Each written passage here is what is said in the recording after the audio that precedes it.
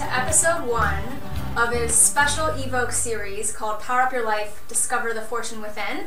I'm Stephanie Steitel, and we're just going to go ahead and get started. I'm really excited to be here. I'm especially grateful for evox television networks to host this live stream, and I do promise you, you are about ready for a ride of your life.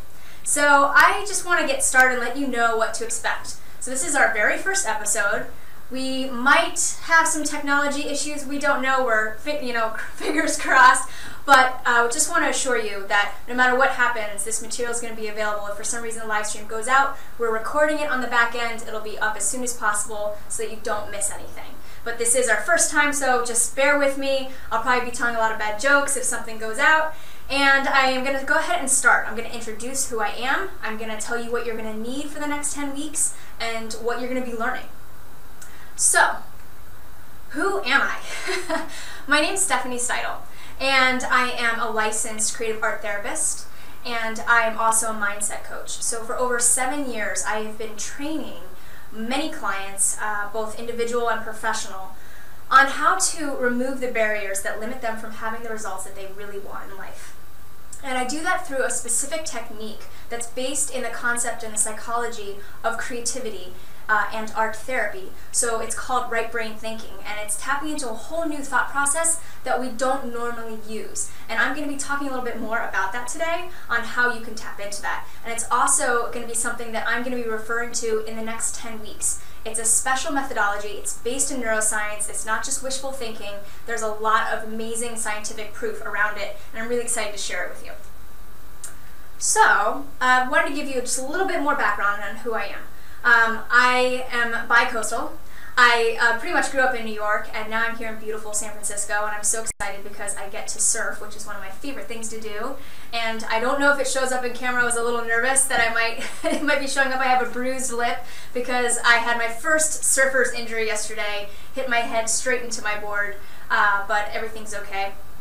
And I worked a lot with many corporations. I started off in the corporate world, and then I just really felt like it wasn't fulfilling for me, and I wanted to do something that was more my purpose. And so I went back to school and got my master's in art therapy. I studied psychology in school, university, and then went back for my master's at NYU. And that's when I was doing social work in New York for many years, and then most recently started my own company called The Right Brain Entrepreneur, which trains individuals and companies on how to tap into their fullest potential. And so a lot of the techniques that I do with companies in executive workshops and in one-on-one coaching, I'm going to be sharing with you because really it's all applicable to your life. I don't really separate life and business. It's all one. So it's the same techniques. What I'm teaching you to empower you in your life, you can use in any area.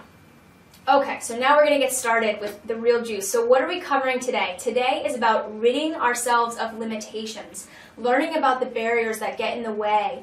And once you have that awareness, that's the biggest step, because once you're aware of them, then you can start taking actions to remove them.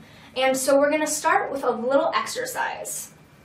So one of the materials that you're going to need is pen and paper. So if you don't have that, I'm just going to give you a few minutes to go and grab that. You're going to need pen and paper, and in the future, I do recommend having colored markers, and in specific series or sessions, you're going to be needing some other materials, but that's all listed on the evox website.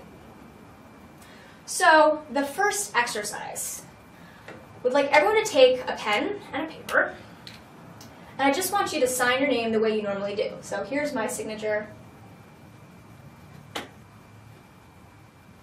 For most people, this comes naturally, really easy, don't really have to think about it. Now, on a separate either separate piece of paper, you could flip it over, or on the bottom, looking at your original signature, you're going to go ahead and sign your name backwards. So you actually have to look at the lines and the forms and go backwards from right to left. So you're probably don't want to watch me doing it. You're going to be doing it on your own, just following it. But this, I'm just showing you how you would do it from right to left.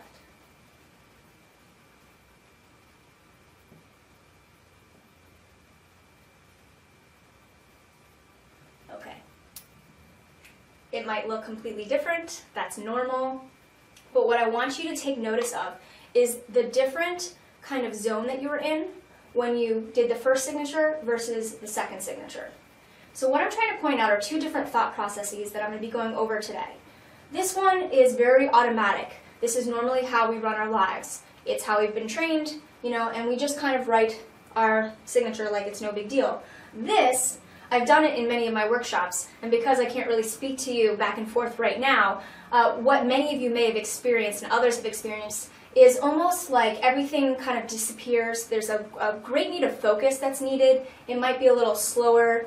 You really have, there's like a quietness that kind of happens. Like you can't really think of anything else. You're just concentrating like super detailed on what you're doing.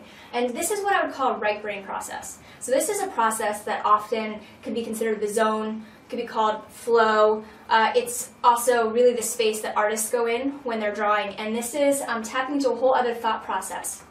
So I just wanted you to experience that because many people don't consider themselves an artist or feel like they have the capacity, but you actually do.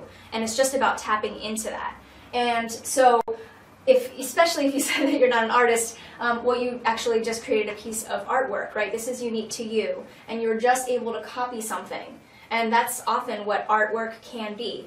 So it's about shifting your perspective, right, of yourself, and then also noticing the change in the thought process. And so the mystery of this thought process is where a lot of amazing magic is. And I'm going to go a little bit more into that today. So when you tap into that, it really expands your ability to be more effective. So I'm going to give you a little science lesson. So in the 19th century, Pierre Broca, I'm just going to write down his name here for you,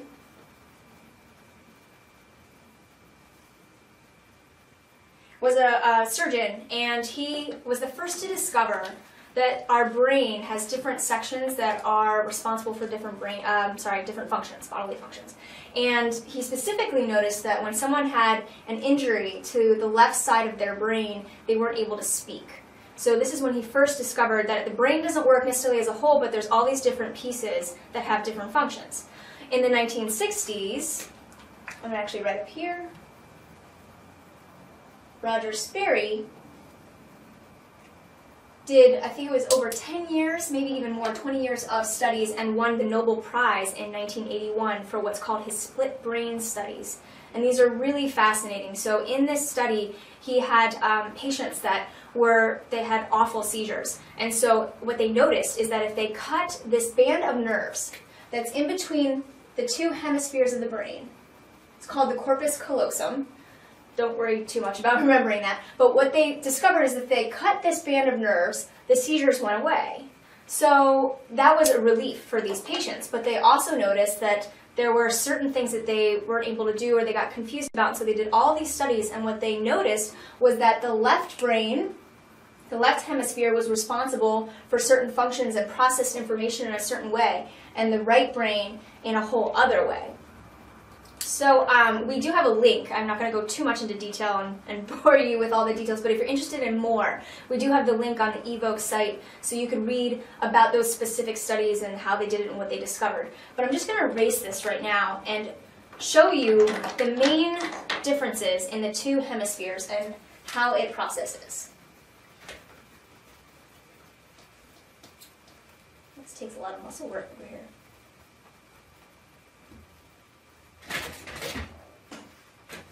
There you go.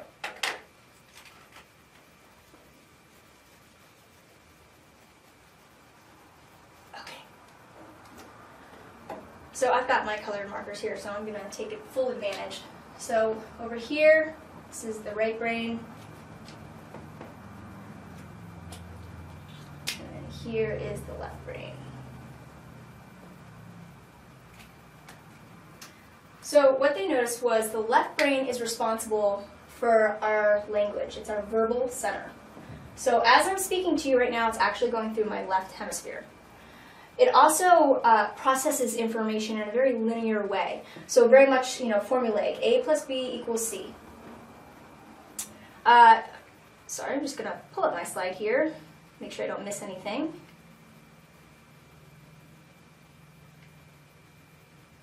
Okay. Also, it's very detail-oriented, so it would pick up on tiny details. And very logical in that, because, again, formulaic, That's just kind of how it would take all this different information.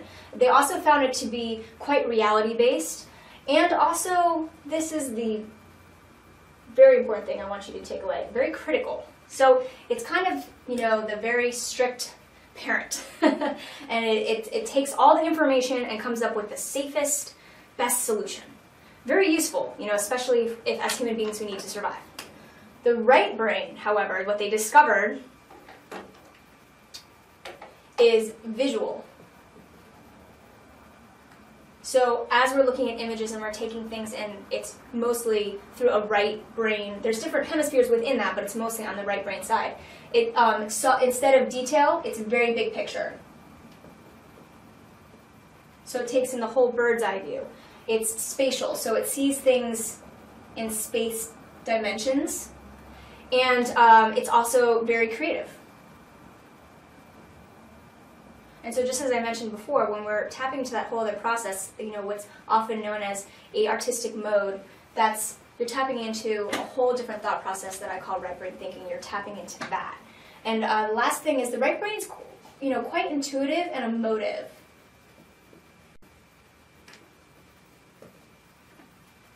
And I'm going to share in a little bit about how I know this to be true. That there can be a lot of, everyone has different opinions, and there's always going to be people that say otherwise, right? I'm not necessarily saying this is the truth. All I can say is in my experience as an art therapist, I've seen this to be true, that there's a different process that happens when we're tapping into the right brain versus the left brain, and how powerful it is when we tap into the right brain, and specifically into a visual, imagery kind of based way. So we're going to move on, but this is kind of the basics that Robert Sperry started to learn in many, many years of science and research. So what does this have to do with life? What does this have to do with what we're going to be learning in the next 10 weeks? Well, my theory is that our society and our education system, it has trained us to think mostly left. So in a 2011 and 2012 pay scale study, that's payscale.com, they found that the top paid jobs are in engineering. I'll go ahead and write this down so you guys have it. So engineering, math, and economics. So you might notice for a left brain that's very formulaic, it also kind of definitely verbal and speaks in numbers and it's detail and logic. Engineering, math, and economics are definitely subjects that would require that thought process. So what's interesting enough are the worst paid jobs, according to these surveys: education, the arts, and counseling. So these, if you think about them, they require a lot more intuition, emotion, more of a creative thought process. And so it's almost as though when we are growing up, we already know what's going to help us survive, right? It's natural. If I want to be able to support myself and my family, I'm going to have to look for the best job to do that. However, when you're neglecting the right brain, there's going to be a lack of balance, and you're not going to be able to be your fullest potential, which, again, I'm going to be going into a little bit more.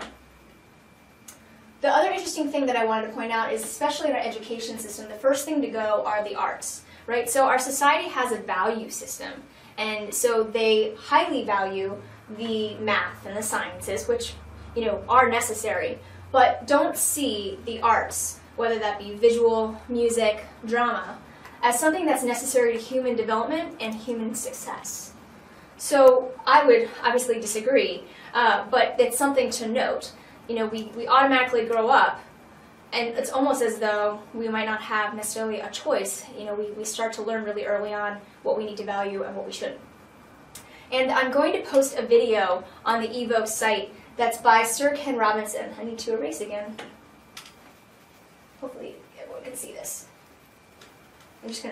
He's one of my favorite thought leaders, and he's all about changing the education paradigm.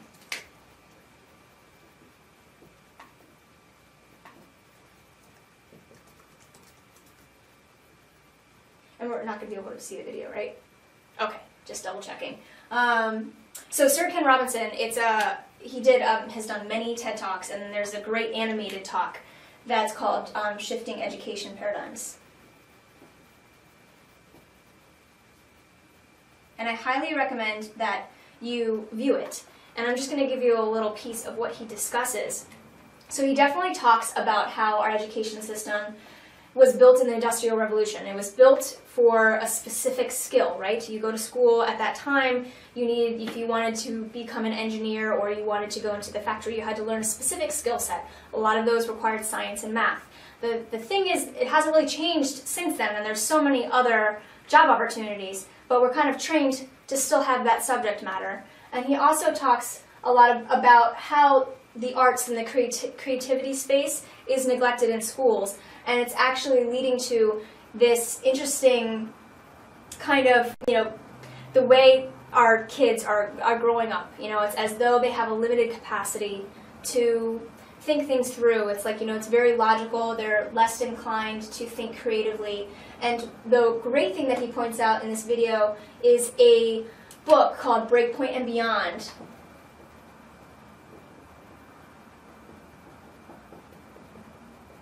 Again, this is all in the video. But they did a study where they studied, I don't remember how many kids, but a very large amount of kids when they were quite young. They were in kindergarten. And they did a test on genius levels of thinking. So what they specifically were kind of testing was, giving them, an idea and asking them to come up with as many solutions as possible. For example, how many things can you do with a paperclip, right? And so they had a scale for what genius level would be. And what they noticed was kindergarten students, 98% of them scored at genius levels. Then they tested them again. It was a longitudinal, I don't know if I said that right, longitude study. And so around 10, they tested them again. And then they tested them as teenagers. What they noticed is their capacity for creative thinking declined. So this is the main point I want to drive, is that everyone has this amazing capacity for genius as children, and then something happens as we become adults. Now, my theory is that it doesn't go away. It's just a muscle that hasn't really been trained. And a lot of it is housed in this kind of right brain, and you can still tap into it as an adult. So it was a really great video. I highly, highly recommend that you view it. It does kind of bring all of what I'm saying together. And I'm just going to share one of my favorite quotes by Pablo Picasso. He says, "Every child is an artist. The problem is how to remain an artist once he grows up."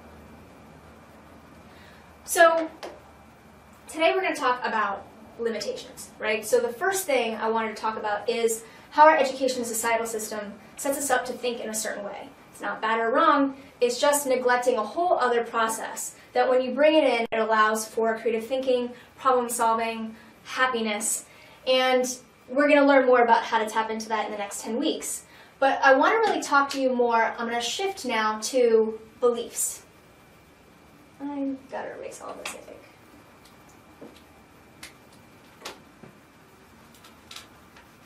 So the awareness of growing up in our environment is really important here, because I'm going to talk more about how it specifically affects your beliefs and how your beliefs then determine the actions you take in life and the results that you have.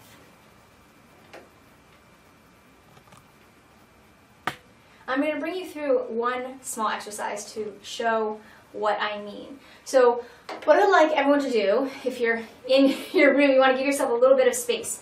So what I want you to do is I want you to just point your finger in front of you, like I am, and then I just want you to turn around as much as you can. So this, basically illustrates an amazing point, that the first time you may have had, without even knowing it, a preconceived notion of how far you're flexible or how far your body can go. Like, no way. And then when you visualize it, it's tapping into that right brain process, and it's tapping into the thought. It's like basically rewiring your brain, right? So you are learning a new belief when you visualize like that. And there's been some amazing research around that I'm going to mention in just a minute. But what happened when you did it again was you had shifted the belief in your mind, and it affected your body and that action. And there was a study, there's actually been many studies, and there is a link on the evox site about visioning specifically and how that improves the performance of athletes. So they had two separate groups. For example, I think it was the basketball players, they did one where they did the three-point shoot, which is always when they kind of choke. And so they had one group go and practice, and just practice for 6 weeks, and they had another group that just visualized it. And then they had a third group visualize and practice.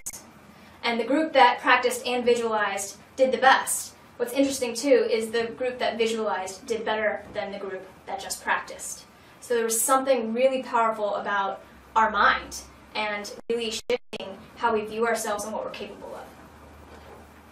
So now I want you to think about your own beliefs. Where am I? Oh, I have animation here, that's why it's taking so long. Okay, so first, educational beliefs. So as I mentioned before, I'm just going to kind of write these down here. So, education. And we're also going to talk about kind of societal beliefs. So in education, as I mentioned earlier, when I was talking about Sir Ken Robinson, is we often have beliefs that are built with this formulaic and limited thinking that we get. For example, you're usually taught that there's only one right answer, and don't cheat, and it's in the back of the book, and I'm kind of quoting from Sir Ken Robinson's talk. It's just amazing. That's really how we're taught, that it can't be more than one possible solution. That's often not how it goes. You have multiple choice, and only one of them is correct. It also, kind of has you thinking right versus wrong. This isn't to be mistaken with morality, right? If you shoot someone, it's not going to have a great outcome. But we're automatically taught that something is right and something is wrong, and not to see another point of view. And it also dismisses creative expression. So again, creativity is about seeing multiple solutions. How many things can you do with paperclip, right? And so that's something to think about. Is our education has us come up with certain beliefs. And so the question that I want you to ask yourself is, what is a belief about yourself that you learned in school? Now, this could come from an experience you maybe had. It also could be something that was said to you by a teacher. A classic is, you're never going to learn math. So what happens is you create a belief when you're very young that I'm not good at math. And what happens as an adult, you just assume that you're not good at math. But this was just a belief. And actually, through that belief when you were a kid, you just stopped taking action around math. You might actually have a great capacity, but you didn't take action anymore, and so you stopped learning about math, and now you have, this idea and belief about yourself. So that is the first question I want you to ask, about a belief that might be limiting you. There's probably many beliefs, I hope, that empower you, but this is about ridding the ones that limit you.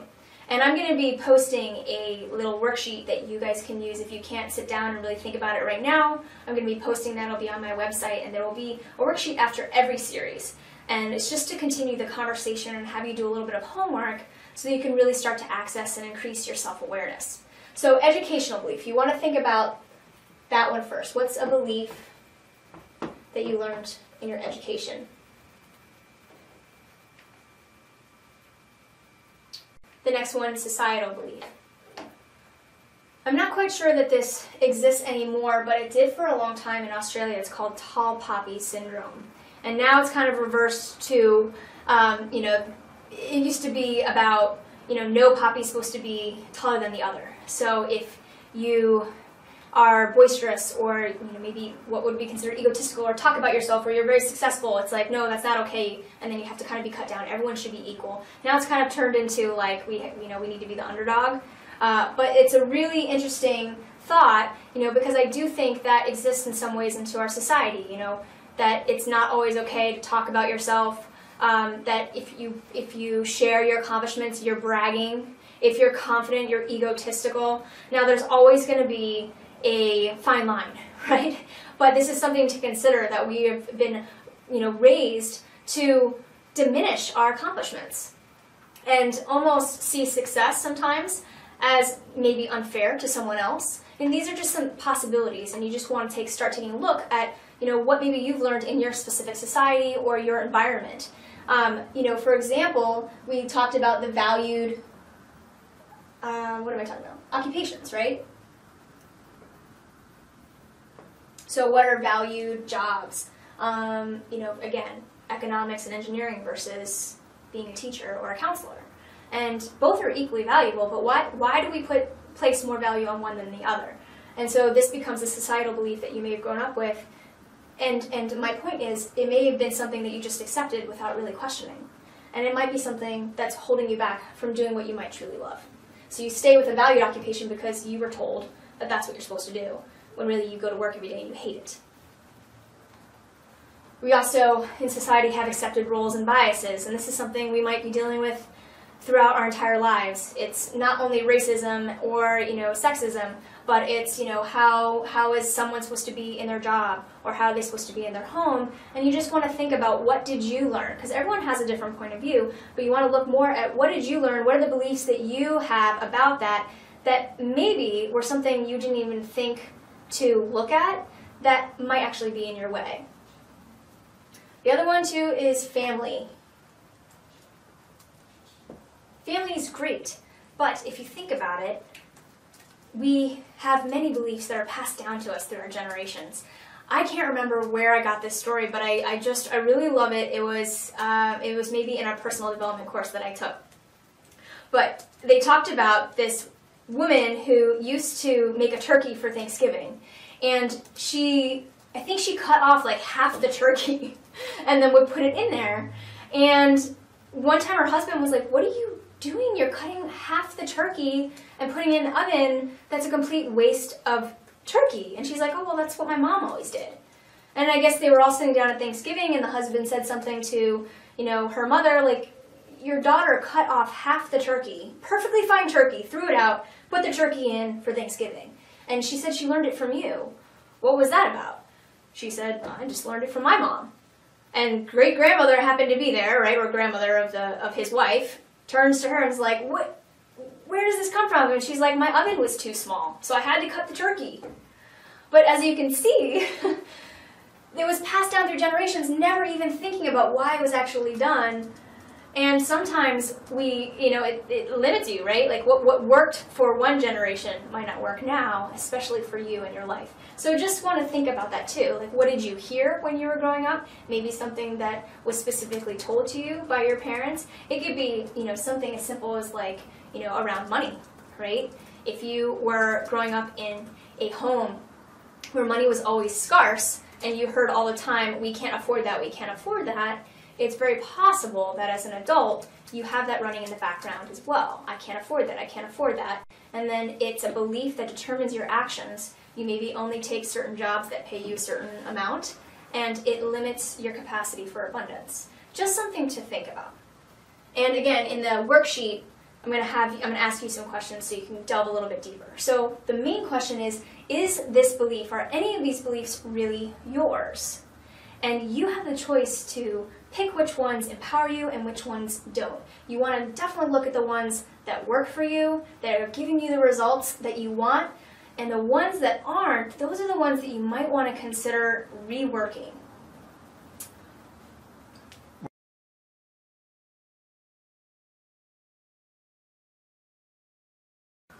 So we left off with beliefs, but the black marker doesn't work. So I'm going to use purple, which is my favorite color. There we go. So we left off with beliefs, looking at your beliefs and how they started in early childhood and how they're shaping your actions now as an adult. So I want to transition now into some thought processes and some ways that you can come up with new beliefs and new ways of thinking and seeing the world and your life in a whole new context. And again, pardon, it's not about completely dismissing all your beliefs. It's just about kind of coming from a place of wonder. Like, I wonder what it would be like if I tried on this hat or these glasses and saw the world through a whole new lens. So it's important to have the awareness of how your environment determines your beliefs. That's the first step to removing those things that limit us. And again, feel free to keep the ones that work. Those are fine. I showed you the belief exercise, right? So in next week's session, we're going to talk about the importance of visioning and how to specifically do it. And so when you take on envisioning certain results that you want in your life, you're going to notice that your beliefs about yourself will shift, and you're going to start taking different actions, which then lead to results. I'm going to create a little bit of a circle here.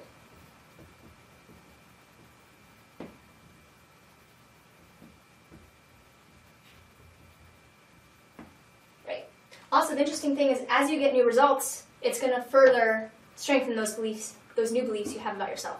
What we're doing here is we're literally rewiring your brain. It's called something called neuroplasticity. And again, it's based in neuroscience. It's about rewiring the different neurons and thought patterns in your brain.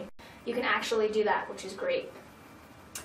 So now we're going to talk a little bit about right brain thinking specifically, how you're going to bring that in, what is it, why would we even want to do that, to really remove the beliefs that don't work for us and bring in new beliefs. I keep forgetting I have a clicker. Okay, so I want to give you some more brain facts.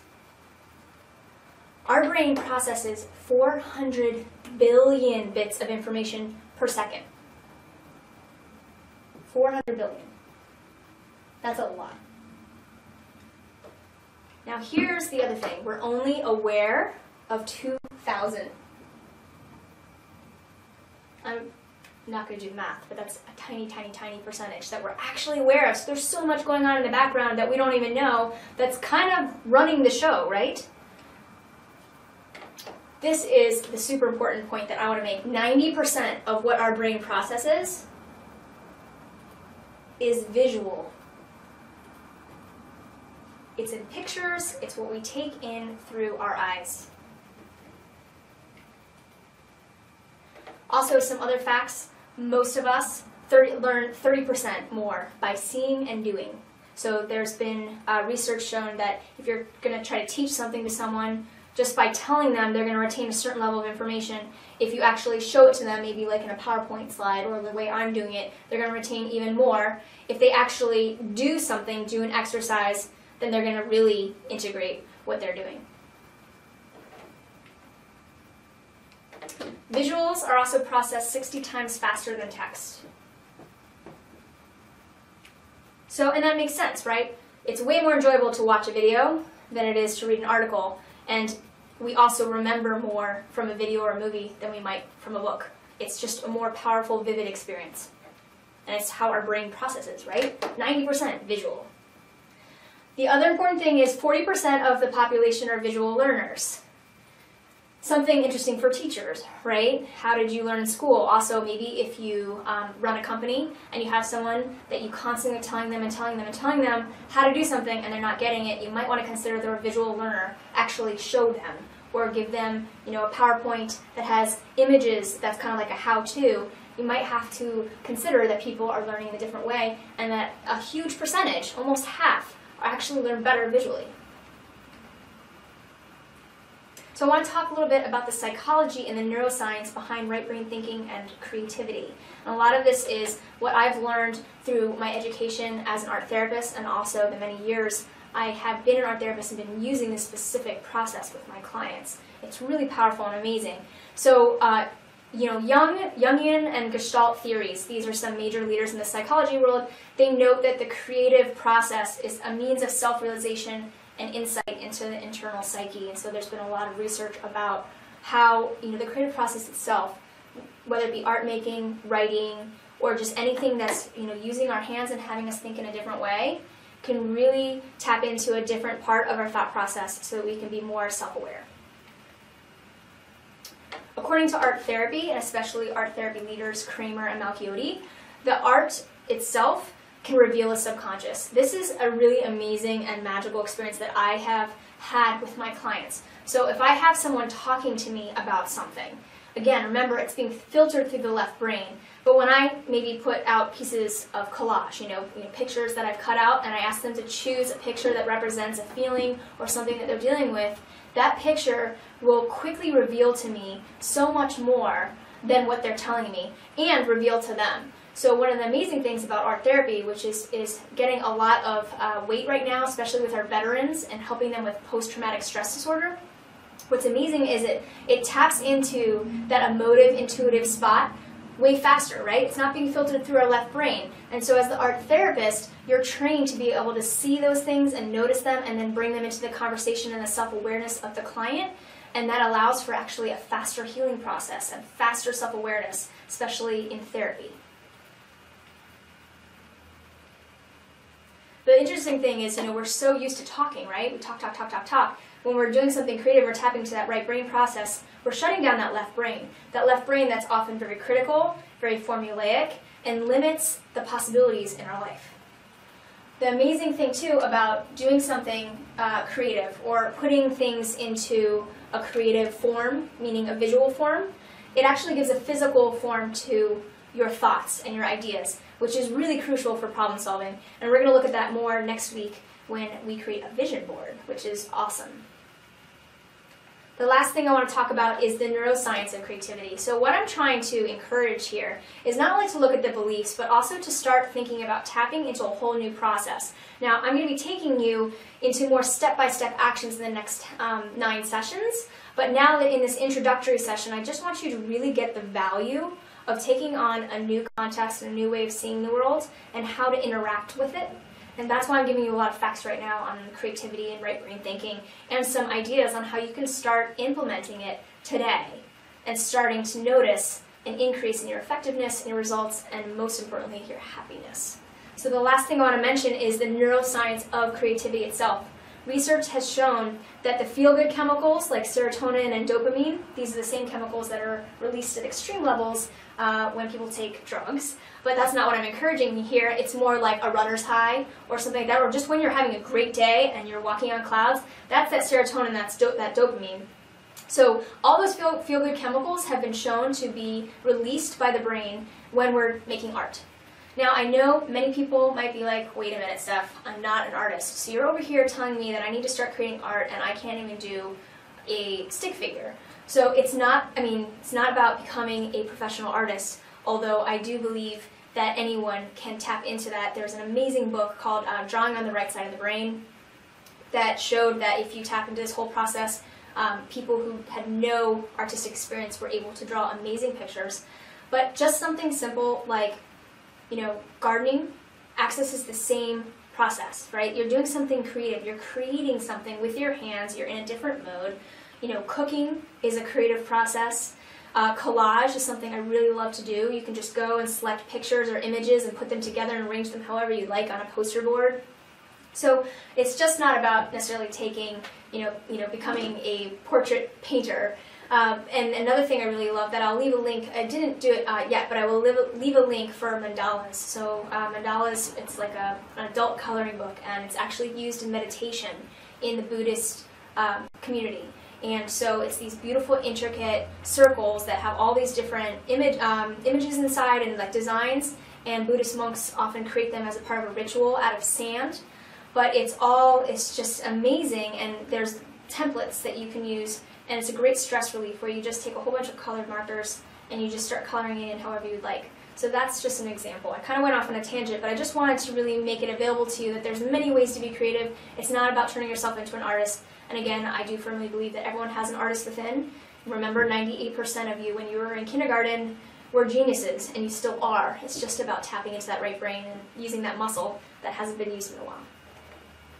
Finally, brainwave scans that been conducted on individuals doing art making show certain wave patterns emerge that are the same ones that come out when someone's meditating or praying.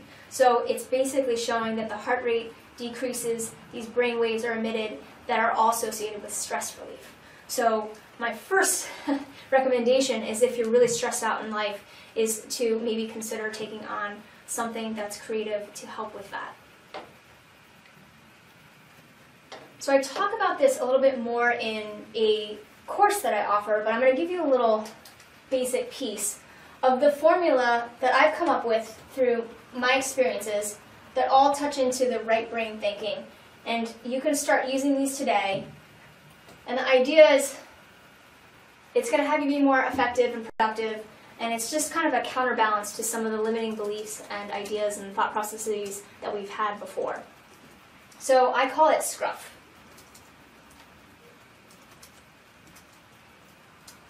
Sorry, wet board here. We'll try this.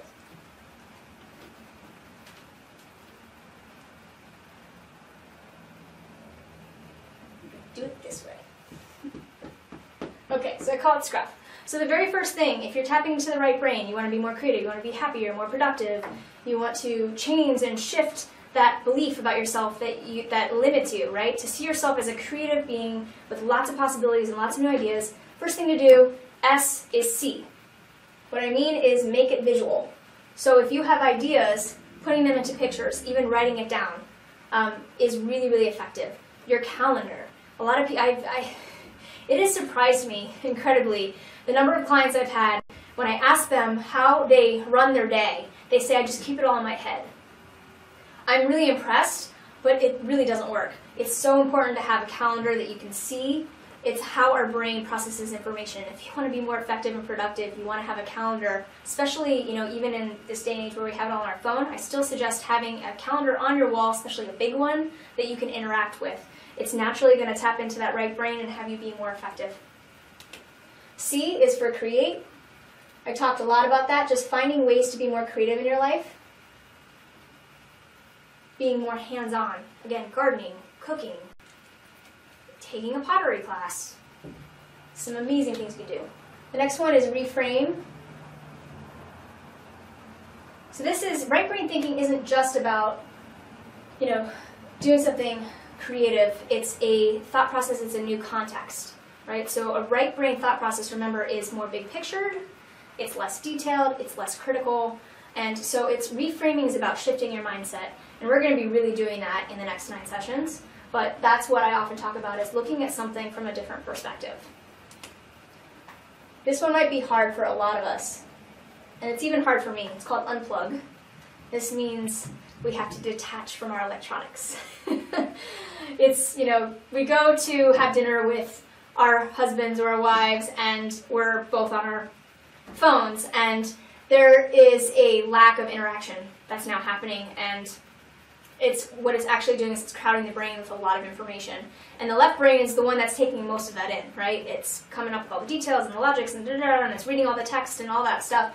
And so it's actually just brain overload. So what you need to do is, by unplugging, you actually quiet the left brain. And by quieting the left brain, you give the right brain a chance to come in. This is where you might have some aha moments. Pardon?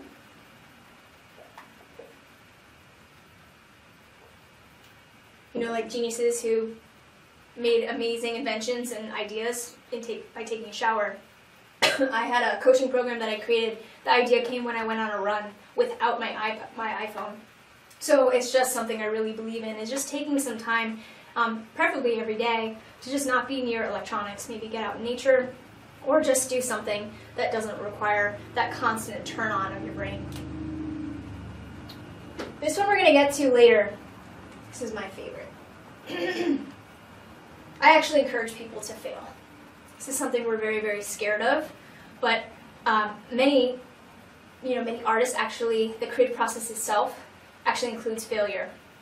And so being able to embrace failure and see it in a new way and use it to your advantage is something that we're going to learn later on in this series. And fun. So looking at how you can have more fun in life. Why would I encourage fun?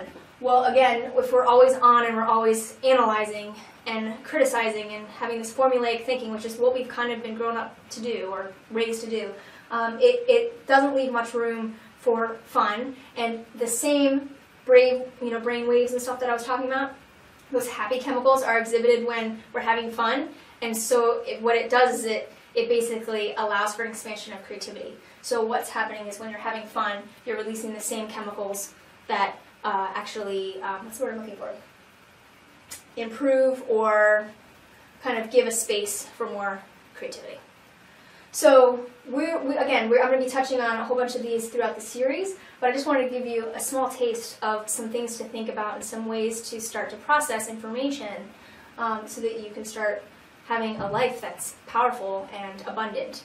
And I know I threw a lot of facts at you today, and I'm just going to round it up right now. I think we'll be able to start answering questions, and I will have the PDF with some extra kind of exercises that you can do to expand what we've learned on my website, and we'll be giving the links to that and everything. Oh, I did want to say, I am going to be starting a Facebook group, so it'll be an opportunity for everyone that's following this live stream to continue the work that we're doing in between the sessions. I will be on that as often as possible to answer your questions while you're doing the work, It's also an opportunity for us to support each other in this program. It's really important to have that accountability and shared experiences. So I will be creating that and and inviting people to join that so that you can continue that community. And you can also join the Right Brain Entrepreneur Facebook page and have your questions and stuff on that as well. And would love your feedback too while I'm doing this series. You can go ahead and leave feedback or comments on the Facebook page or on Twitter, and I believe all that information is on the evox page. So any questions? Yeah, we just put a question out to the audience, and we're waiting for some feedback right now. Okay, great. And they did get to see several of your slides came up on deck. We're on the resources slide right now. If there's any slides that you want me to back up into, we can put them on screen. Oh, that would be awesome. The right versus left brain would be great. Okay. You have a question. Okay. If someone is predominantly right or left brain, can they change? That's a great question. And it's a difficult one to answer because although I believe most of us are trained to think left brain, I don't want it to necessarily be a bad thing, right? It's more about balance. And so my direct answer is yes, you can change. I probably steer away from whether or not someone's left or right brain. It's about having more balance in how you view the world and think. And it just so happens that most of us are trained to think in a certain way. Yes, so people can change, and again, it's neuroplasticity. So it's rewiring your brain, creating new beliefs, new thought patterns, and integrating both hemispheres in a way that basically you're using your full potential. So you're tapping into kind of this underused resource, this part of this brain that we're not normally trained to use because of how we grew up in the society that we live in. Again, not bad, just limits us. How long does it take to change a belief or a pattern? I would say that depends on the belief and the pattern, on your commitment to change, on the exercises that you're doing. For some people, shifting a belief could happen immediately, and it just shifts for them. There are some more deep-seated beliefs, and even I have them, right, that I constantly am in play with. The important thing is really strengthening your ability to kind of separate yourself from the belief and see it as just a belief and not the truth. And then, how long it takes, it really depends. It depends on how consistently you are applying what I'm teaching you, how deeply ingrained the belief is. There's a lot of different factors. It's difficult to really share. But I do guarantee that there will be a shift in your beliefs, at least in these 10 weeks. How much I can't say. Depends on the individual.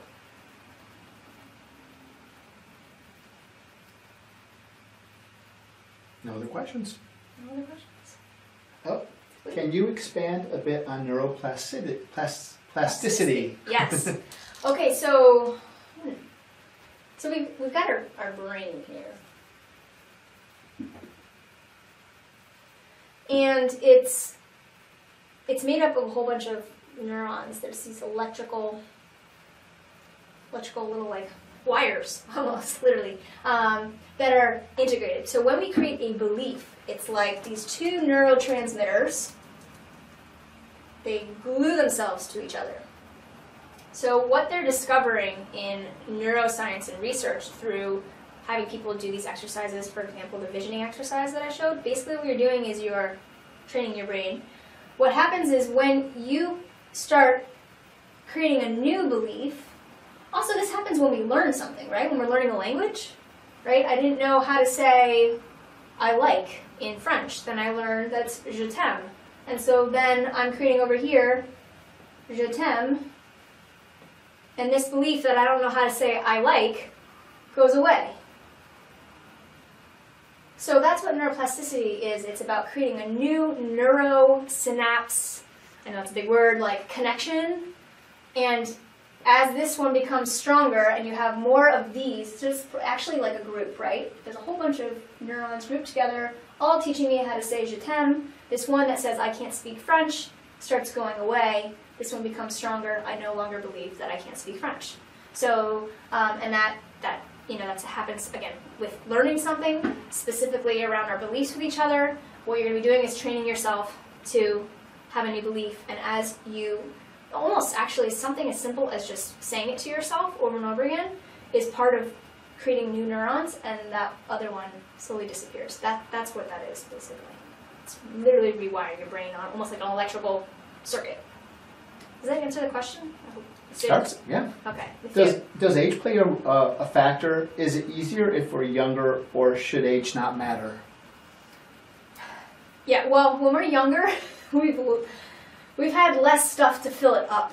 So yes, as we're older, we have more baggage, and we have more experiences, and more things that have happened to us, and so it's going to be a little bit harder to rewire our brains at a later stage, right? Versus a kid. They're very malleable. They're and also they're just younger and a little bit more vibrant, so they're able to do that faster. But it doesn't mean at any point, it does by no means means if you're 70 years old that you can't do it at all. It's just an awareness that as an adult you have 70 years of a past versus a kid that has 5. 70 years of a belief and experience versus 5. So it's why, with therapy, often, kids, it takes less time than an adult who's been carrying this guilt or belief or something like that for 30 years. Is there a correspondence between income and people with right or left brain traits? Oh, that's a good question. I would have to do more research on that, because that's a very, very specific kind of like, how would I answer that? There's definitely a correlation between someone's belief about themselves and their income, right? So that's an important thing. Someone who has a belief of abundance and self-worth is naturally going to have a higher income than someone that maybe doesn't have those beliefs. Whether that's left or right brain is hard to say. I mean, we also have this kind of idea of a starving artist. Maybe what's interesting is why is one artist successful versus another? Someone or two people that are doing the same thing, and I would say that it's actually the difference is in their action. So not only, we're going to be talking about this, it's not only the belief, it's about then the action. It's not just wishful thinking, and if you sit over there thinking that you can change your life, it's about taking action afterwards. So it's also about what actions people are taking. So I don't know if there's necessarily a direct correlation between a left brainer or a right brainer. And again, I try to steer away from pinning someone as left brain or right brain. But for me, I want people to be more right brain for sure, because that's usually not what we use.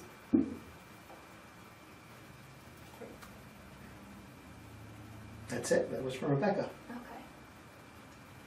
Right. If you have more questions, again, you can just go ahead and post them on my Facebook page, which is here. Again, it's on the site, but it's the Right Brain.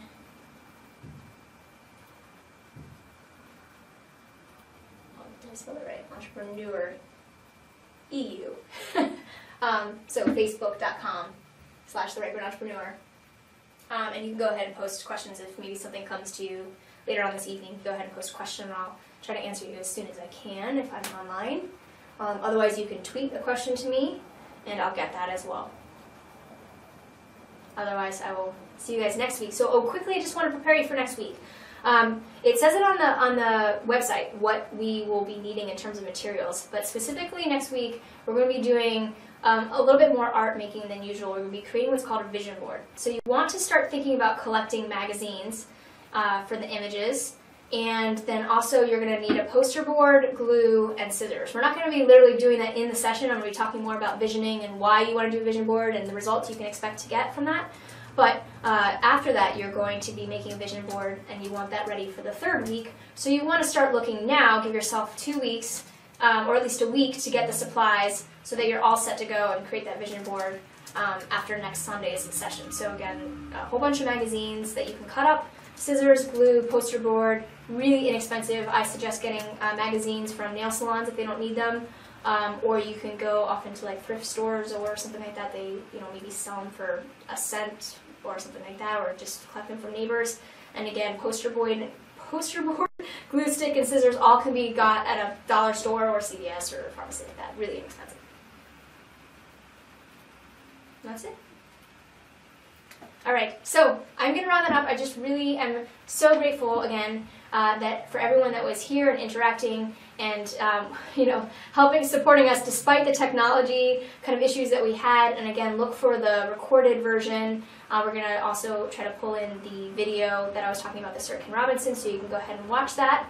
And I will be downloading the PDF and all of that. So I would just check in onto the evox site for the live stream. Check in on that page for an update, to have the handout, which will be there by tomorrow afternoon.